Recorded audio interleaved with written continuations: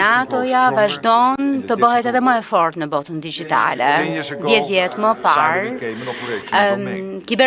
atyra kibernetike u bë një fushë operative. Ne jemi stërvitur e kemi kryer operacione në hapësirën kibernetike si pjesë e dritjes së aftësive tona. Dhe kundërshtarët tanë e dinë se në fakt shkelja në hapësirën kibernetike mund të bërë në lëvizje nenin numër 5.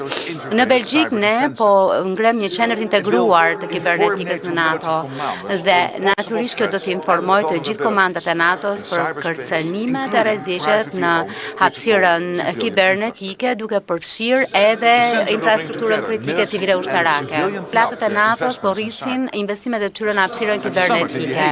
Në fakt, në Hag, në Ver, ram dakord që do të arrijmë shpenzime 5% për mbrojtjen, për aftësi thelbësore, por gjithashtu edhe për investime të tjera. Kjo do të thotë që mbrojtja jonë do të bëhet më e fortë dhe shoqëritë tona më rezistente ndaj kërcënimeve kibernetike. Po kështu, vendet janë përgjegjëse për mbrojtjen, por NATO ofron një rrjet unik përmes të cilit aleatët mund të reagojnë ndaj kërcënimeve kibernetike.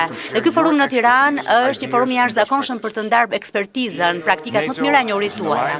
NATO-ja është një aleancë vlerash të përbashkëta dhe do të vazhdojmë të promovojmë një reagim të bazuar në norma e të menjëhershëm në hapësirën kibernetike. Në NATO askush nuk qëndron i vetëm, të gjithë qëndrojmë së bashku në këtë epokë digjitale kundër çdo kujt që kërkon të na dëmtojë.